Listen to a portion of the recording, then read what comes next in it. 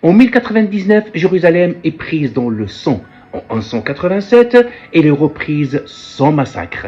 La victoire sans vengeance. Pourquoi cette différence? C'est ce que nous allons aborder dans ce 15e épisode de La Palestine, l'histoire cachée. Après la victoire décisive de Hittin, l'armée franque est brisée. Les grandes forces du royaume de Jérusalem ont disparu. Les villes tombent les unes après les autres. Jérusalem est isolée, sans armée de secours, sans espoir réel de renfort. Salah ad-Din n'a plus qu'à marcher. À l'intérieur de la ville, des dizaines de milliers de civils, femmes, enfants, vieillards. La défense est confiée à Balian d'Ebelin, conscient que la résistance est limitée. Salah ad-Din encercle la ville, mais il ne lance pas l'assaut immédiatement. Il laisse une porte ouverte, la négociation. Salah ad-Din se souvient.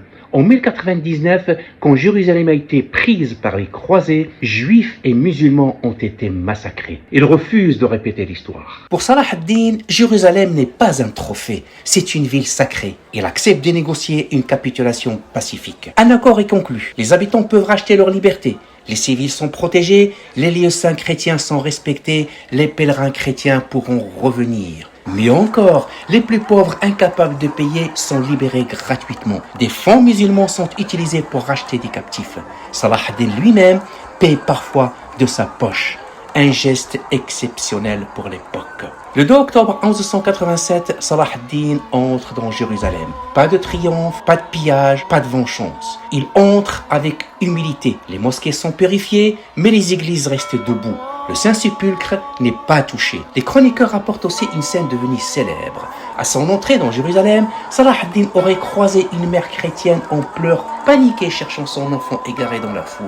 Salah ad-Din descend alors de son cheval, il la rassure et donne l'ordre à ses soldats de retrouver l'enfant coûte que coûte. Selon le récit, l'enfant est retrouvé et rendu à sa mère. Ce récit dit une chose essentielle. La victoire de Salah ad-Din est visible jusqu'à dans les gestes les plus simples.